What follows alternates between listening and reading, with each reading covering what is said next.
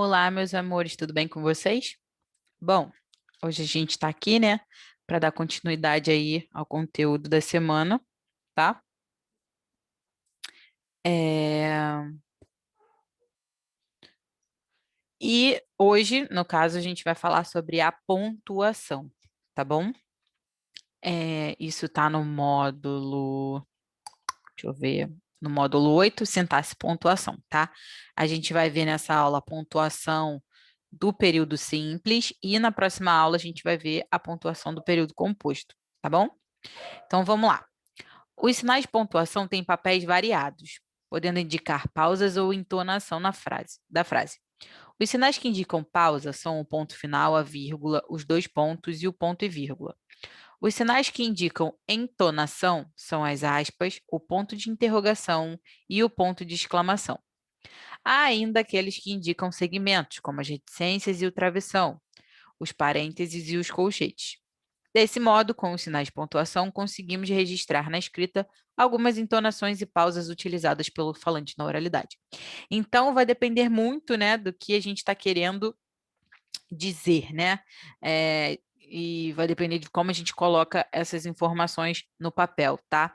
As pausas, se a gente quer, né, marcar pausas, se a gente quer citar alguém, ou, né, mudar a interlocução, ou se a gente quer dar ideia de como é que se fala, pausa e aí continuação, tudo isso depende, né, da intenção de quem está escrevendo, de quem está falando também, e a partir disso a gente usa a pontuação, né, para marcar esses elementos na escrita. Então a gente vai começar com a pontuação no período simples, tá?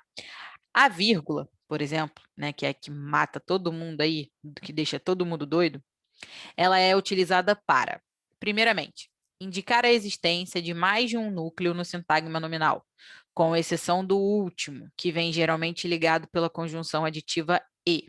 Separam-se, assim, termos que exercem a mesma função sintática. Então, a gente vai ter a vírgula separando elementos, tá? Que são núcleos de um sintagma nominal. E aí, com exceção do último, o último só vai vir, né, com a conjunção mesmo aditiva, tá? Mas os outros a gente separa por vírgulas. No caso, eles vão ter a mesma função sintática, tá? Aqui, ó, a serra, a faca, o punhal e a corda foram achados no armário. Aqui, no caso, a serra, a faca e o punhal e a corda são o sujeito da oração, né? E aí, no caso, serra, faca, punhal e corda são os núcleos dos sintagmas nominais, tá? E aí, no caso, os três aqui são separados por vírgula e o último a gente adiciona aqui o E, tá? As vírgulas no exemplo separam elementos que exercem a mesma função sintática, a de núcleos do sujeito, como foi dito. Veja outros exemplos.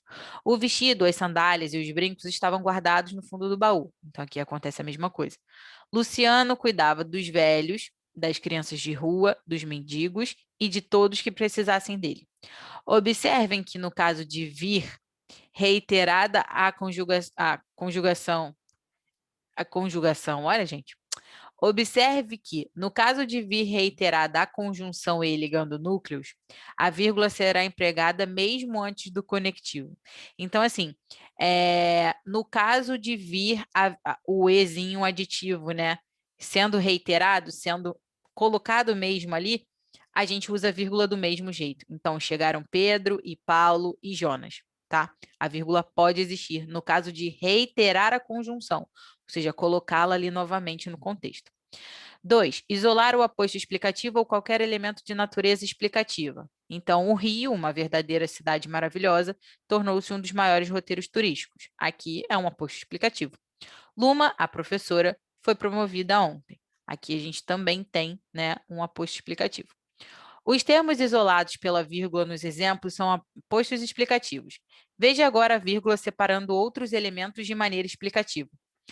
Aí temos lá. Ninguém disse isso, ou melhor, não com estas palavras. É preciso que se estudem todas essas probabilidades, ou seja, que se dê atenção a elas. Ele era um boêmio, ou melhor, quase um boêmio. Então, assim, com esses elementos em destaque, eles são usados para dar uma noção de explicação também, tá? A gente usa aí esses elementos, né? E aí, quando a gente fala, né? Ninguém disse isso, ou melhor, não com estas palavras. Então, assim, é uma explicação, tá? Ah, ou seja, não faça isso, ou seja, isso não deve ser feito. Esse ou seja aí, ou melhor, são expressões usadas para, né, dar essa explicaçãozinha aí a mais, tá? 3, isolar o vocativo. Então, quando a gente vai isolar, quando a gente usa o vocativo na frase, por favor, usem vírgulas para isolá-lo, tá? Maria, venha cá. O que fizeram, meu amigo, que estás tão triste? Meu canto de morte, guerreiros, ouve?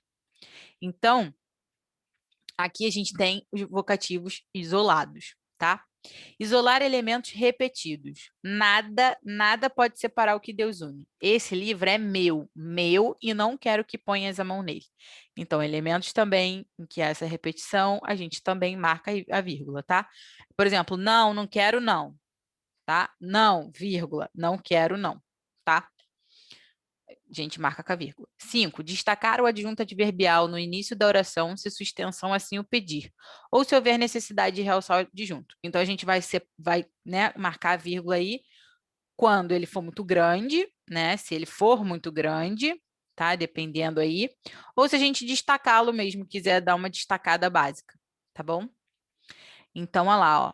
Durante a festa, tudo era alegria e sorrisos. Durante a festa é o quê? É o nosso adjunto adverbial, né? Anteposto a oração aqui, e aí a gente coloca essa marcação aí de vírgula. Às 10 horas da noite, ela saía da sala de aula. Então, isso aqui é o quê? Também é um adjunto adverbial, tá? Observe que no caso de adjuntos adverbiais não extensos, o isolamento do termo dependerá das intenções do escritor. Caso queira realçar o adjunto, deverá isolá-lo, tá? Então, aqui, ó, aqui nessas duas aqui, não houve uma tão necessidade de separá-los, tá? Porque se sua extensão assim o pedir, eles não são muito grandes, tá? Mas aqui vai depender também da questão do realce, né? Do realce que o autor quiser dar. Então, aqui se faz, aqui se paga. Aqui só há alegria, tá bom? Separar o lugar em início de cartas. Juiz de Fora, 30 de maio de 1979, Nova York, 11 de setembro de 2001. Quando a gente escreve Rio de Janeiro, vírgula, dia sei lá quanto, sei lá quanto, sei lá quanto, então, a gente separa aí, né, o lugar do início das cartas. 7. Indicar elipse, supressão de uma palavra, geralmente um verbo. Então, olha lá, observe neste exemplo a elipse do verbo haver. No jardim, uma luz fosca. No quarto, o escuro. A gente pode ver, então, que no jardim há uma luz fosca, no quarto há o escuro. A vírgula está marcando a supressão do verbo haver nessas duas orações, tá? Veja outro exemplo. Ela veio de ônibus, eu de carro. Aqui é a elipse do verbo vir, né? Que vem aqui na primeira, né? E ela veio de ônibus, eu de carro, tá? A gente tem aqui a marcação dessa supressão dessa elipse aí. 8. Respostas rápidas do tipo sim, senhor, não, senhor. A gente também separa aqui, vírgula, tá bom? Agora vamos para o ponto final. É utilizado para marcar a pausa máxima do discurso. Ele marca o fim da oração absoluta ou da derradeira de um ponto composto. Maria partiu cedo. Levava consigo lembranças. O marido, coitado, nunca mais iria vê-la. Ela chorava, mas estava convicta de que iria embora. Então, assim, né, é a pausa máxima do discurso. Ele marca o fim da oração, basicamente, tá? 2 pontos. São usados, sobretudo, para indicar a ocorrência de uma citação de discurso direto num texto. Então, lá. Chegou cansada, olhou para todos e perguntou: quem são vocês? Isso aqui é clássico, a gente sabe bem usar isso aqui num texto, tá? Marcar enumerações explicativas. Isso aqui a gente pode usar também, tá? Ali estavam presentes todos: o presidente, a primeira-dama, o bispo e até um frade beneditino, tá? Então, aqui para marcar enumerações explicativas, porque aqui o presidente, a primeira-dama, o bispo, está explicando o elemento todos, tá bom?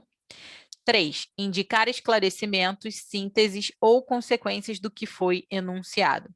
Então, ela não era um jovem forte, era a reencarnação de Hércules. Não a advirto nunca, exige o que põe em prática o que aprendeu. Então, a gente pode ter também essa questão da explicação, síntese, algo que explique também a noção, né, do que veio antes, né? Tudo bem? Esses dois são parecidos, tá? Mas aqui é mais uma enumeração de elementos que acabam sendo explicativos. E aqui são ideias mesmo explicativas, tá bom?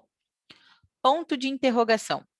Usado para marcar interrogativas diretas, mas não indiretas. Isso aí a gente sabe bem. Pode aparecer combinado ao ponto de exclamação, o que confere diferente melodia ao discurso. Por que não vieste? O que? Morreu? Se a gente observar, o por que não vieste marca uma interrogação puramente ali, linda e maravilhosa.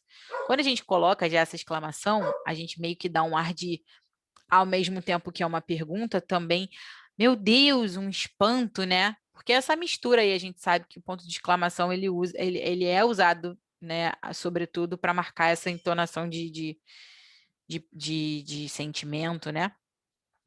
Beleza. Observe que em interrogativas indiretas não se usará o ponto de interrogação. Então, diga-me por que não vieste. A gente sabe bem disso, né? A gente não marca a interrogativa indireta com ponto de interrogação.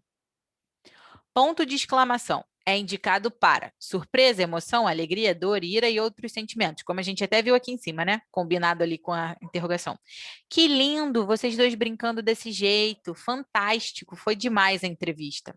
Aqui, né, tem uma emoção, uma alegria.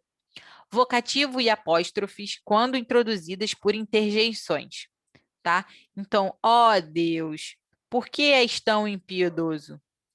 Adeus, Rosa, adeus, tá? Aqui a gente tem o uso, né, de vocativo e apóstrofes, tá? Como é que se fala? Aqui com uma interjeição, ó Deus, né? Adeus, Rosa, adeus. E aí a gente usa essa exclamação para, né, ai, dar um ar assim também. E, meu Deus, ó Deus, pobre de mim. Isso era muito usado esses tipos de apóstrofes eram muito usados na literatura grega. 3. Imperativo. Vem logo, só estamos esperando por ti. Vamos, não sejamos lentos ou perderemos o jogo. Então, quando a gente quiser também falar no imperativo, a gente marca aí com um ponto de exclamação.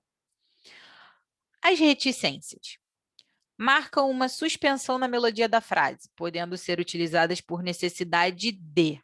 Então, vamos lá. As reticências, elas marcam uma suspensão na melodia, tá? Então, a frase tem uma melodia, vai ter uma hora que a gente suspende essa melodia, ela não continua da mesma forma, tá? Mas aí vão ter necessidades. A primeira, ruptura do raciocínio e início de novas considerações.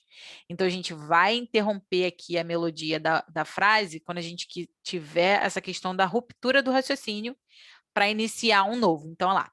Minha mãe estava pensando que aquele chalezinho na montanha, não deve estar morando ninguém lá, tá? Aqui é uma fala bem comum, né? Em que uma ideia, né? A partir de uma ideia vem surgindo outras informações novas, tá? Novas considerações. 2, enfatizar surpresa, dúvida ou timidez. Você, linda como ninguém mais, está sozinha nessa festa? Aqui é uma pessoa bem tímida. Estava pensando, há tanto tempo que eu e você. Bem, nós. É tão difícil dizer isso que.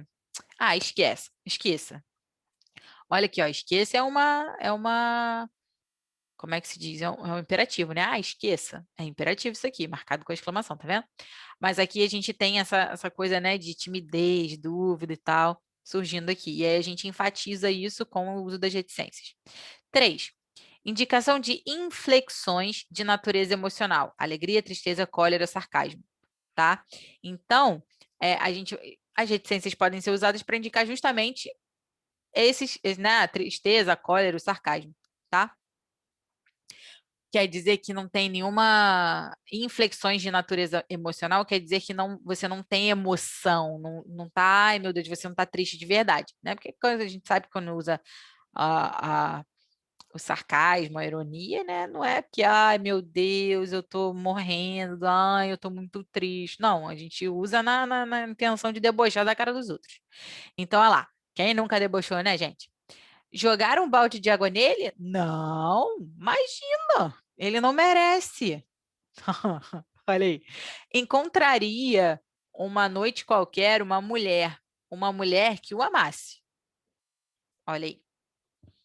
4. Deixar o complemento da sentença à imaginação do leitor. Então, quando aqui, né, tiver alguma coisa escrita ali, né, por exemplo, numa história que a gente estiver vendo e aí terminar desse jeito assim, né, a informação com reticências no final, pode ser que deixe para nossa imaginação, para quem esteja lendo, imagine o que pode acontecer. Então, olha lá, se eu tivesse o dinheiro que ele tem, o que que eu faria? Já abre para pensamento. Ela é bonita e jovem, o marido velho e feio, o que que isso aqui quer dizer? Ah, ela pode estar com ele por interesse? Pode ser. 5. Indicar interferência no discurso. Senhora, eu gostaria de. Não quero saber, você já está. Desculpe-me, só queria. E põe esse daqui para fora. Então, quando a gente marca, né, dentro de um discurso, a interferência, né, quando uma pessoa fala em cima da outra, a gente marca com, com essas reticências, tá bom? Agora, né, aspas são usadas para marcar o início e o fim de citações de palavras de outrem. Então, assim, início e fim de palavras de outras pessoas. Então, a citação de uma outra pessoa mesmo. Pois para Che Guevara, a coragem, a força, a determinação eram importantíssimas, mas perder a ternura jamais. Então, isso aqui marca o início e o fim de citações de palavras de outras pessoas, tá? Che Guevara disse isso aqui.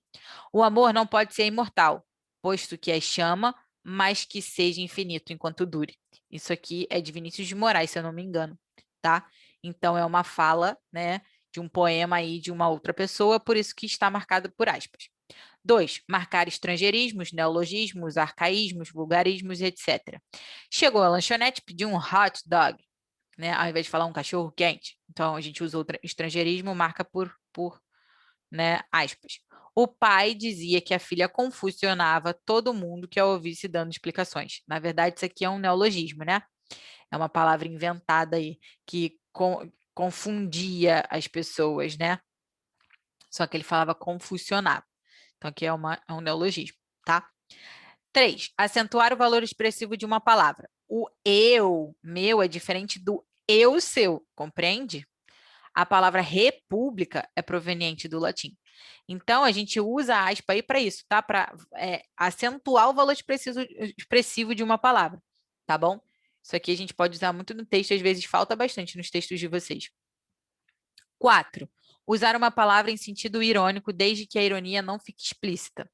Ela era um anjinho, nunca faria mal a ninguém, imagina. Então, olha lá o sarcasmo aqui, né? Rolando solta, a ironia rolando solta, tá? Desde que ela não fique explícita. Então, a gente usa as aspas. Título de obra, né? Já leste Dom Casmurro? Não. E Vidas Secas? Também não. Então, a gente usa as aspas. Mudança de interlocutor quando se opta pelo discurso direto com as aspas substituindo o travessão, tá? Então, assim, a gente sabe que o travessão geralmente ele marca o discurso direto, né? Só que a gente pode substituir a... Calma aí. Quando se opta pelo discurso direto com as aspas substituindo o travessão. Então, a gente pode substituir o travessão pelas aspas, tá bom? Então, olha lá, quem era ele? Perguntei. Não sei, ela respondeu secamente. Após longo tempo, cerca de meia hora, ainda balbuciou algo que não entendi. Como é? Disse eu para que ela repetisse. Não sei. Isso aqui tudo poderia estar sendo marcado com travessão, que é o que seria normal, né? Num diálogo. Porém, a gente pode substituir o uso do travessão para usar as aspas para marcar esse discurso direto aqui, tá? Ainda as aspas simples, que deverão ser usadas quando parte do texto que se quer destacar já se encontra dentro de um trecho destacado com aspas. Então, assim, você pode destacar um trecho dentro de um trecho que já está destacado. É basicamente isso aqui que está querendo dizer, tá? Parênteses, são normalmente só um instantinho. Tá. São normalmente utilizados para marcar uma explicação ou circunstância mencionada de modo incidental, tá? Olha lá, e foi ali no carro que Elaine descobriu a verdade. 2. reflexão ou comentário sobre o que se afirma. Ele então saiu de casa, embora não devesse ter feito, para procurar sua amada. Tinha consciência, se é que essa palavra se aplica a ele, de que estava errado. Então, sempre que tiver um comentário ou uma reflexão sobre algo que esteja sendo dito, a gente pode usar o parêntese, tá bom? Basicamente, o que acontece aqui também, tá? Para marcar uma circunstância ou uma explicação, tá? De modo incidental, né? De modo, como é que se fala? Proposital mesmo, tá?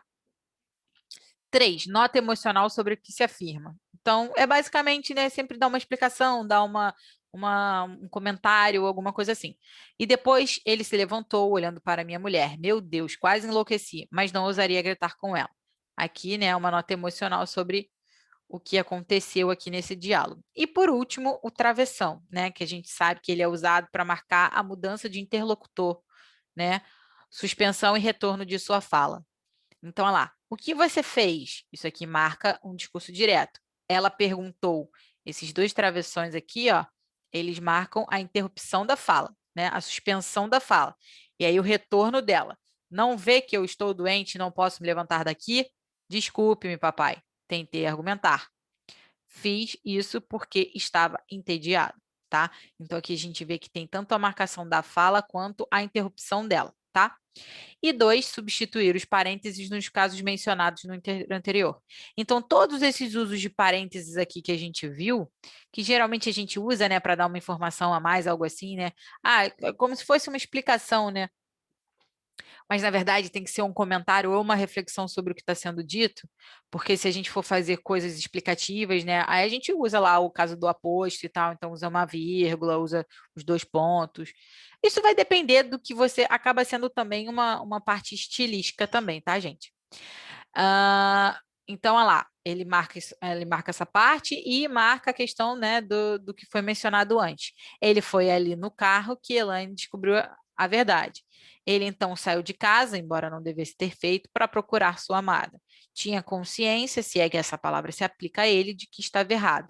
Então, a gente tem aqui, né, a marcação de uma explicação ou circunstância, né, mencionada. Aqui a questão da reflexão, o comentário, e a última como uma nota emocional, tá? Do que aconteceu, né? Enfim, não, desculpa, ainda é uma reflexão e comentário. Bom, a gente termina por aqui a aula de hoje. Na próxima aula, a gente vai ver a pontuação do período composto, que é um pouquinho extenso, só um pouquinho, só 2 folhinhas, tá? Mas aí, na próxima aula, a gente vê isso, tá bom, gente? Beijos, espero que tenham entendido. Ah, professor, é muita coisa para gravar. Real, é muita coisa para gravar. Ao longo da vida, a gente acaba adquirindo aí o conhecimento, né, sabendo do uso de uma coisa ou outra. Mas tem coisas que a gente não lembra, então por isso a gente volta nos materiais e sempre olha, tá, gente? Não achem que se não souber tudo, eu sou burro. Não, não é não.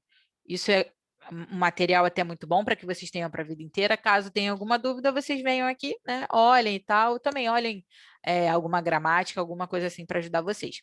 Tá bom? Beijinhos e até a próxima aula.